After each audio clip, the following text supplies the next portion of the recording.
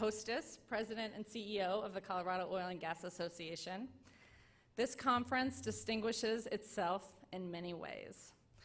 Our theme, Mission Possible, emphasizes both the opportunity and the challenge before us. The opportunity of abundant, available, domestic oil and gas resources located right here in the Rockies. The challenge of winning public support that will allow us to bring these energy resources to market. For the next 3 days, we will stress this theme over the course of our panels and guest speakers. Our conference brings together stakeholders from multiple perspectives: industry, policymakers, environmentalists, activists, academics. Thank you for being here. We're going to need everyone. For the next 3 days, we'll be tackling the great challenges before energy policy and before our industry. So you must be brave, you must be willing to be creative, we must all be ingenious in how we have this conversation and tackle the challenges before us. So thank you for being here. All monies raised go back into outreach on behalf of the industry. I'd like to acknowledge our conference sponsors, which in between sessions you will see noted on the digital signage throughout the conference. Without our sponsors, we wouldn't be able to keep our registration prices low and allow us to extend our program to so many participants. There are a couple of gentlemen critical to our mission that I would like to mention. Conference co-chair and sponsor Fred Julander, I will introduce to you later today. And I would also like to recognize Scott Moore, the COGA chairman, and also Vice President of Marketing for Anadarko. So here's the plan for the morning. We're going to have a keynote, about 20 minutes, with 10 minutes for question and answers. And we have microphones on the sides that you can go to ask your questions. Or if you're feeling shy, there's note cards on the chairs, and you can pass those to me. I'll be sitting up here. We'll have people going through the aisles. Just hold your note card up if you have a question.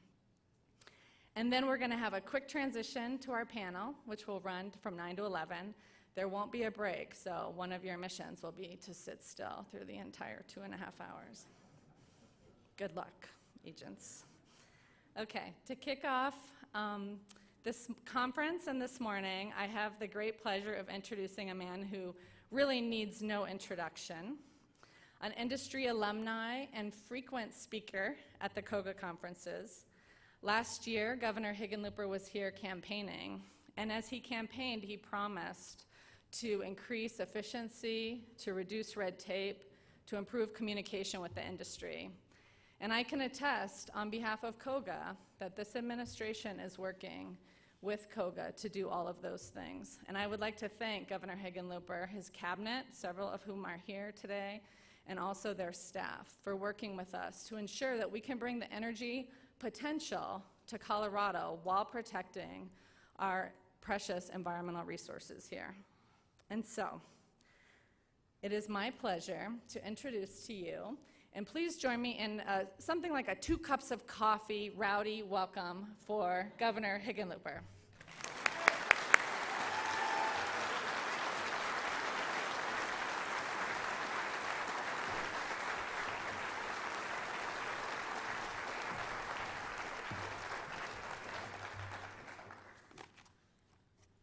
Two cups of coffee, rowdy, welcome. Someone should have warned me. I am delighted to be speaking to you all. I have had a couple chances to address various components of the oil and gas industry. And we, as someone who came out to Colorado as a geologist back in 1981, I was one of those, not quite the brightest bulb in the pack, that I went through college and wanted to be a writer. So I had a degree in English literature. And I took just as I was graduating, and this is back in the early 1970s when these liberal arts schools really were liberal, and you didn't have any distribution requirements. So I'd never taken a science or math class in college. I'd done very well on my board scores in high school, but it's a long story. But I fell in love and had this wonderful notion that geology was the thing for me. And I sat in on a friend's class the spring as I was graduating. And so I went back, and this little college in Connecticut, Wesleyan University, had a program in earth sciences for non-science backgrounds, which was me. So I went back and took chemistry and calculus and physics and all the introductory geology and undergraduate classes, and then the graduate classes, and I did my master's thesis on some volcanic rocks north of Yellowstone Park, hard rocks actually. But of course, in 1980, 1979, there were no, that's how long it took me to get my degree. My undergraduate degree was in '74. My master's in geology was in 1979. Actually, the geology professors at Wesleyan banded together and gave me tenure as a student. I was there so long. But I came out to look for work in the oil and gas industry, and that was just as things were changing in 1981. Prices had been going up rather rapidly. And got a couple job offers and ended up working for a company called Buckhorn Petroleum, which became Harper Oil, which became Midcon Corporation. And unfortunately got purchased for their assets. There was a bidding war between Boone Pickens and Occidental Petroleum, and pretty much everyone got laid off in the entire company on July 5th, I guess, or July 7th, 1986.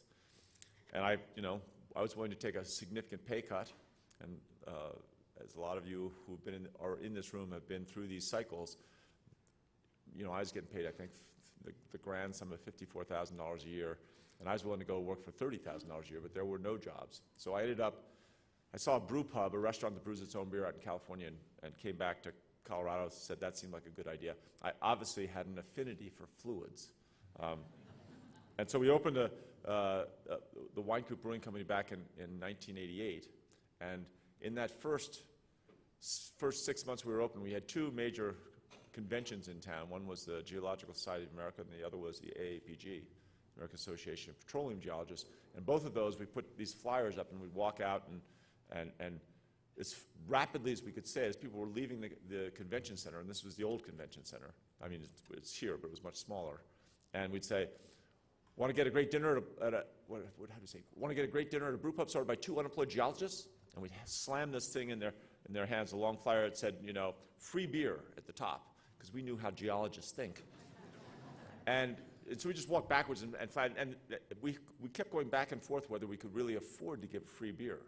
So if you read down the text, it said, come visit this new brew pub started by two unemployed geologists, and your first beer is only $1, because we changed our minds, but we forgot to take the free beer off the top. So it became known as the free beer for $1 campaign, which some of my old geologist friends point out that was just preparation for government, that was... The oil and gas industry in Colorado, and when I first came out here, I mean, this is part of what they infused into you. It's been a keystone of all sorts of innovation and a bedrock of jobs in our economy for over 100 years. The oil and gas industry continues to innovate, to bring energy, to bring jobs, to bring prosperity, I think it's easy to say, to our state and to our country. And certainly my experience in the oil and gas industry allows me to recognize that sometimes what is portrayed in the media is, while the facts may be right, the slant is sometimes distorted. And I'm not going to go into some of the recent articles in the New York Times about fracking or hydraulic fracturing. I've been told fracking is a word that we maybe should let slip away for a little while. Oil and gas industry in Colorado directly employs 50,000 people and supports, through indirect employment, more than 190,000 jobs, roughly 6% of the state's employment. And these jobs, often in not just in urban areas like metropolitan Denver, but often in rural areas where they play a significant role in those rural economies, and their salaries, especially in rural areas, are significantly higher than average salaries there. The industry's activities in Colorado generate an overall economic impact through direct and indirect impacts, roughly of $24 billion annually, which constitutes roughly 10% of the economic activity in the state. I think Within that impact, we also recognize and should celebrate how strong the oil and gas industry works to make sure that we have a proactive approach to protecting the environment. And we've seen firsthand how the members of COGA recognize that making sure that we protect the quality of Colorado's groundwater is an essential part of the relationship between not just the landowners on whose property you drill, but the communities in which those landowners live. And that ultimately, a lot of your success is going to be based on having that confidence, that relationship between communities where you're active and the actual drillers, the people that work on your rigs, and after the well's drilled to make sure that oil and gas is collected safely and efficiently. And we want to, our office, and I do, Mike King is here somewhere, he's the head of the Division of Natural Resources, and TJ Diora was right here somewhere, he slipped off somewhere, there he is. He runs the Governor's Office of Energy. We recognize and support COGA's efforts towards building bridges of relationships and trust to these communities. And especially right now, today we're announcing a project that COGA's been working on assiduously to develop a statewide voluntary baseline water sampling program. And I think this is exactly the kind of outreach and proactive management that we have come to expect from the Colorado's oil and gas industry. It defines Colorado as a place where things are done differently. We're going to put on a press conference, our office, in conjunction with COGA at noon today, to make sure that the broader community recognize that these efforts are taking place and that they are true innovations. We all recognize that Colorado has a unique landscape, and that each of us is entrusted with that protection, that, you know, a huge part of our responsibility is to make sure that the land and waters, the things that attracted so many of us to come here, are held at the highest level of protection. And I think that the companies in this new program, with landowners' consent, are going to collect water samples both before and after drilling for all new wells and share that data with the Colorado Oil and Gas Conservation Commission. COGA and the Commission will use the information to evaluate trends in groundwater quality within different basins all across Colorado. And just the activity of collecting this information will have a very beneficial effect in terms of people's trust and faith in the industry. COGA, in pursuit of putting this together, already has 90% participation. Now, I don't mean 90% of all the companies drilling in Colorado. I mean 90% of all the wells that will be drilled this year. In other words, the larger companies have already signed up for this. Hopefully, with COGA's leadership, we'll be able to get even higher participation and ultimately come pretty darn close to 100% participation, because it creates, I mean, everyone in this room understands that hydraulic fracturing doesn't connect to the groundwater. We can't find examples in Colorado. There are a couple of examples on the East Coast, but at the greater depths that almost all of our fractured shale plays and deeper drilling occurs at, it's almost inconceivable that we would ever contaminate through a fracking process groundwater, and yet some of the reports, not just in the New York Times but around, have created the impression that this happens, and it's something that we should be fearful of. The best way to fight back on that kind of misinformation is to be transparent and to really step out and say, this isn't something that happens, and we're so confident that it's not going to happen. We're going to measure the water before drilling and after drilling, and we'll monitor it and just clearly demonstrate beyond any possible doubt that this doesn't happen. I think ultimately making sure that we get full voluntary participation goes a long way towards taking care of whatever, you know, little back pockets of paranoia or doubt would come. I think it creates a tremendous show of good faith and making sure that people recognize that the oil and gas industry is striving to protect the natural resources that we all value.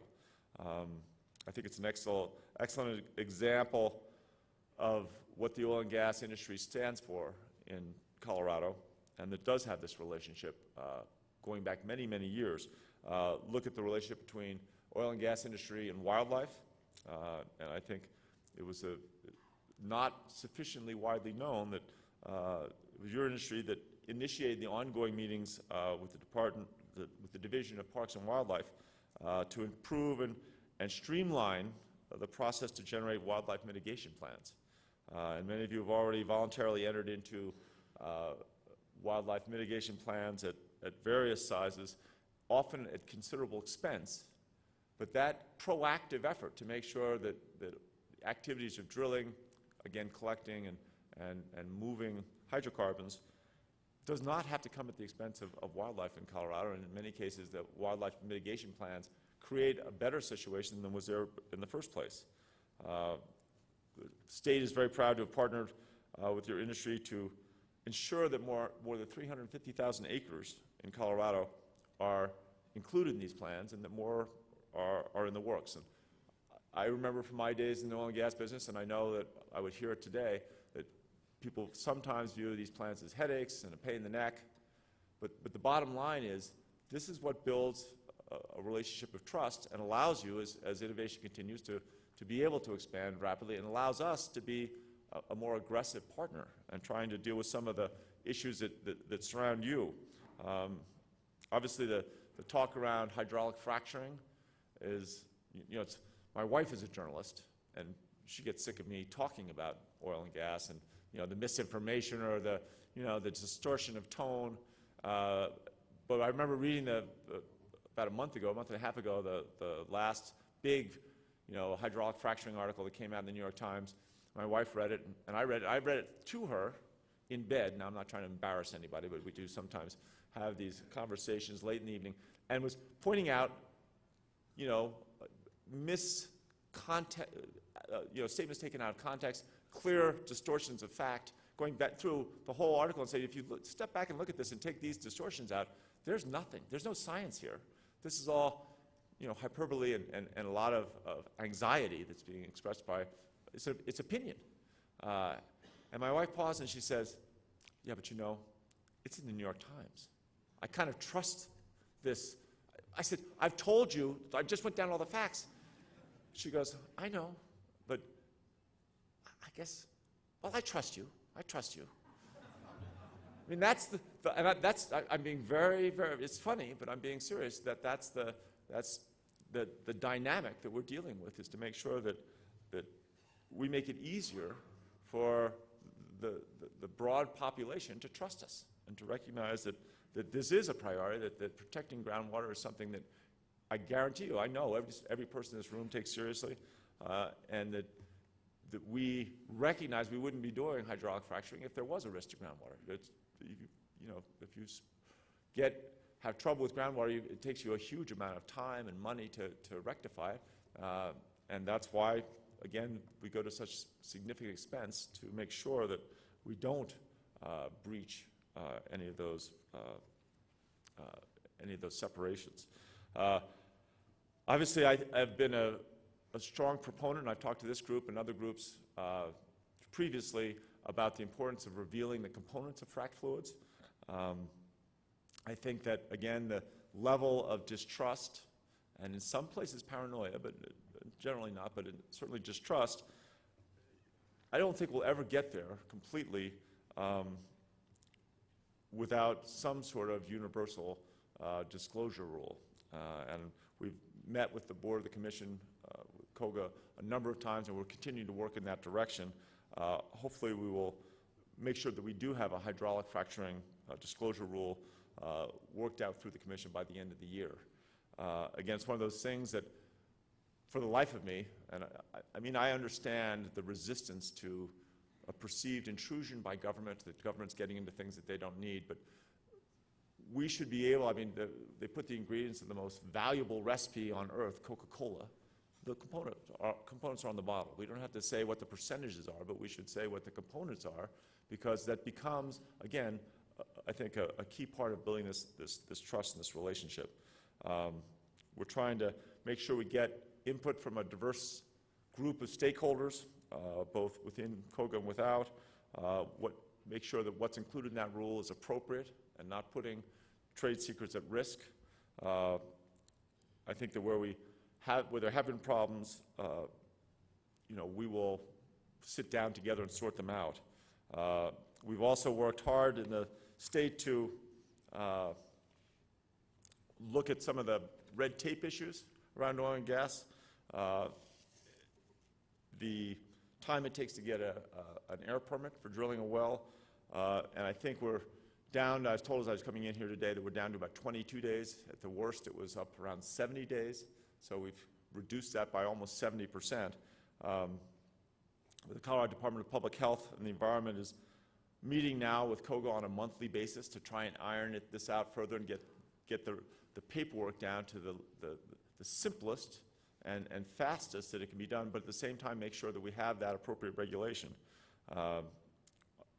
Obviously, red tape doesn't benefit anyone, but sometimes that red tape gets put in place because of these issues around trust.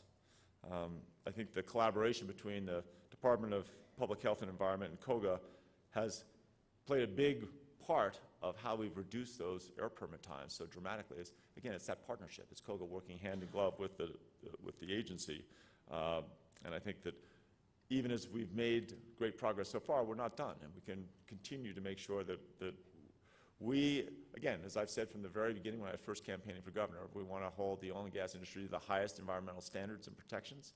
We're going to be relentless in making sure we do protect land and water, but we're also going to try and get rid of the red tape and be able to let your industry move forward as rapidly as humanly possible. I certainly appreciate not just Tisha's efforts, but the entire board's efforts to create that sense of partnership, that we can work together. And I think that we're looking through the Governor's Office on Energy of ways to how do we expand the market for natural gas. We're reaching out to every municipality, the Colorado Municipal Organization and the Colorado Counties Incorporated. We've asked them to give us 5-year fleet schedules of what vehicles they're going to purchase so that we can go to General Motors and Ford and say, this is how many vehicles we're going to buy. What do we have to do? How many do we have to get so that you'll start manufacturing light pickup trucks, vans, school buses on a regular basis, already set up for compressed natural gas? And we've now, I think Kansas is going to do it, Wyoming is definitely going to do it, Utah is going to do it. If we get enough states together that all do these fleet schedules, and then again, as the governor, I can't go and tell counties or municipalities what they should do or what they should buy. But I think when you look at the price differential between natural gas and gasoline, and you put it out for them, we can save you, roughly $1.50 per gallon equivalent, and have it burn cleaner, and not send billions of dollars off to somewhere in the Middle East. It's a pretty compelling argument, and I've said this both to the Colorado Municipal League and the Colorado Counties Incorporated, their annual gatherings, and have had very warm receptions. I think this is something we're going to get done. But again, it works from, they're going to partner with the oil and gas industry because they believe that there is a trust and a level of relationship. So let me leave you with the thought that our door is open, that we are absolutely committed to working through whatever problems come up with a transparent and collaborative process. We recognize how important your industry is to the state, and we recognize that your potential is, your best days are still ahead of you. There's an awful lot of natural gas out there. Thank you very much.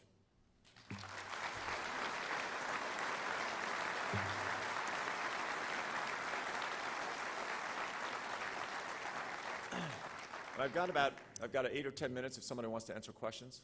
If not, I can tell jokes. I haven't told the shark joke in a while, Peter. Peter D., when I first started in the oil and gas business, and I was always a little bit of a do-gooder. A friend of mine now calls people like myself that have this kind of genetic deformity that drives us to try and, do stuff for people, big hearts. And this friend of mine doesn't always use that in the most complimentary sense. There's an awful lot of the problems we've got in this world are the big hearts trying to help too much, if you know what I mean. But anyway, I was for a couple years, the managing editor of the Mountain Geologist, right, the Rocky Mountain Association of Geologists quarterly technical journal. And Peter D. was one of our associate editors. I'm very fond of saying that I taught him everything he knows, which, of course, there's no truth there, unfortunately, but it doesn't mean I can't still claim him as a protege, you know, someone who really sat at my knee. Now, the fact is that he's younger than I am. There's actually little truth in any of this, but we did have a good time putting together some of those issues. I actually found a big box. I'm moving out stuff that I'd left in a friend's basement years and years ago, and going through a bunch of my old prospects and some of the old mountain geologist review articles. And we used to just trash those articles with red ink. There was a mercenary. We didn't get paid anything. We still felt like mercenaries going in there. No questions? There's a question. I suspected there'd be a question in this group or two. Governor, does state or industry have any programs to promote the distribution of natural gas fuels for vehicles? I think it's like right now a bottleneck is you could buy a propane vehicle, but where do you go to fill it up? Yep. Well, so by coincidence, the new governor of Tennessee is a guy named Bill Haslam. He's a moderate Republican. He's got, I think, his head screwed on the right place. He's someone who recognizes, you know, he's not trying to just cut all taxes. He recognizes that at some point we do have to invest in roads and bridges and making sure we have the appropriate infrastructure. And he and his brother took their father's company. I think it had like 3 or 4 stores when they took it over. And they built, their company's called Pilot. So they do truck stops all over the United States. So we've been looking at, you know, Boone Pickens is with the Pickens plan, roughly, I think their notion is about $1 million or $900,000 per station to set up a compressed natural gas fueling station. We thought, well, let's go to Pilot and see what would they charge if we didn't have to build a whole station. We already have everything else set up, and just to add on a portion of it that would be able to get to compressed natural gas. So they haven't got a number back to us, but they've assured us it'll be significantly less than $900,000, and they have Pilot truck stops, you know, all across the West, all across the interstates. And I think if we can find those kinds of partnerships, that will go a long way towards, you know, dealing with that bottleneck as well. And, you know, I'm not sure that we need a bunch of handouts from the federal government. I think maybe some loan guarantees or some way to, when they're going to the capital markets to get loans to make these investments in their pilot stations, perhaps the local governments or the federal government enhances their collateral for the loan so to make sure they can get the loan. Obviously, part of our job by doing these fleet schedules and finding out which counties and which municipalities are buying all these vehicles over the coming years and trying to organize that into group purchases whereby they'll, you know, the municipalities would actually save money by buying as part of a statewide group or a multi-state group. That, at the same time, that creates the demand, which makes it a lot easier for a company like Pilot to make the investments. They kind of all have to happen together. Anything else? God, you guys are so docile. Am I in the right place? Did I give a speech to the wrong speech to, or the right speech to the wrong people? All right, well, thank you very much.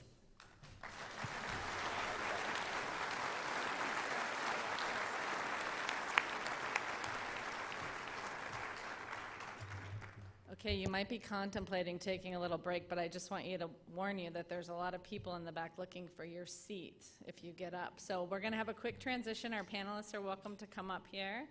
And if you're in the back, there's plenty of room in the middle. You just have to make a little awkward squeeze by some people on the edges. Great, thanks. So as I mentioned earlier, our theme this morning is Mission Possible. And over the course of the next 3 days, we have 4 panels interspersed throughout all of the different activities, and they build on each other, working through the theme of Mission Possible. So this first panel is designed to set the stage, to contemplate, articulate, and question what resources we have here in the Rockies, both oil and gas, what's the technology challenges before us. And so this will really be the foundation panel that will give you a sense of where we're going. The panelists will present, and then we'll have time for at least a half an hour of Q&A at the end. So if you do go out, get a little more coffee because we expect a little more rowdy participation at the end of this panel. We're fortunate to have Porter Bennett as our moderator this morning. Porter is founder and president of Bentech Energy, a leading analytics firm specializing in the U.S. gas market. If you don't know Porter, his insights and opinions are always sharp, interesting, and I might add candid. His biography is in your program book. But if you were here last year, you know I'm fond of mentioning something about each of our speakers that I introduce that isn't in our program book. I didn't warn Porter. So, something that's not in the program book. Legend has it that Porter is a cowboy at heart and an avid fly fisherman. So some of you may be aware that Platts has bought Bentech. So I expect that over the coming months we may see more of Porter in his cowboy hat. Please join me in welcoming Porter Bennett.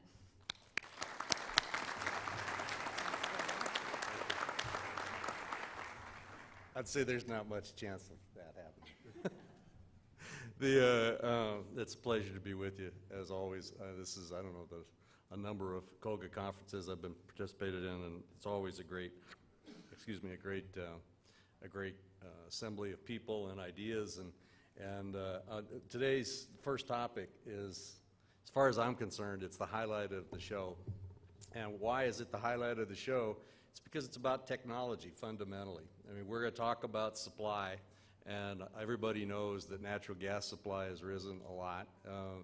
Most people are less aware that we're producing more oil than we have in the last 2 or 3 years. Our oil production, even excluding the Gulf, has increased pretty remarkably, and a lot of that is due to technology. So today's panel, we're going to talk a lot about some of the factors that underlie that.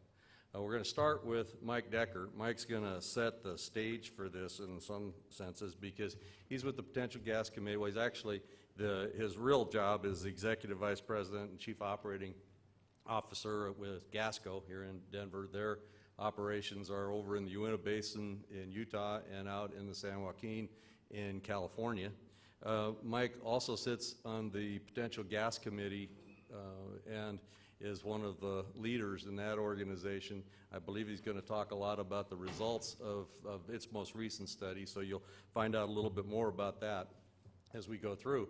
Mike is also known in that group for his Boudreaux jokes.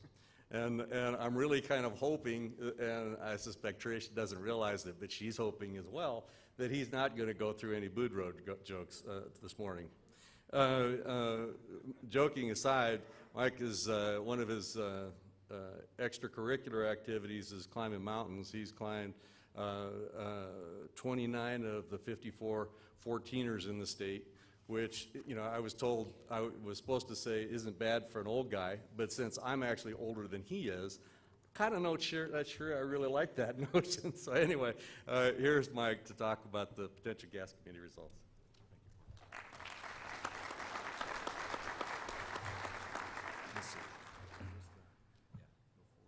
Okay. All right. No, Porter, I will not start with a Boudreaux and Thibodeau joke. Oh, Puyai, they would not be so good. I could not do that. So, but I do want to thank COGA this morning for inviting me to speak, and I also am very honored to be up here and be part of this distinguished panel. I'm going to be covering this morning, discussing the U.S. natural gas endowment. We will be talking about the natural gas resources. We'll then move into reserves, and then go from there into production responses.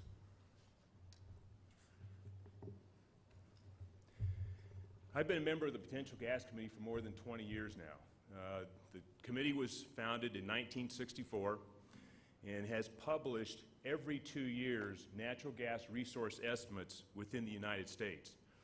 Importantly, it is the only remaining entity that estimates the remaining natural gas resources within the United States on a regular basis now. The group was founded in 1964. The first report was no more than about 1/4 of an inch thick. The report is now 3 inches thick with accompanying CD of many, many graphs and interpretations. The committee is composed of approximately 100 volunteers, both geologists and also petroleum engineers. And this is an important point, and I think this adds a lot of credibility to the report.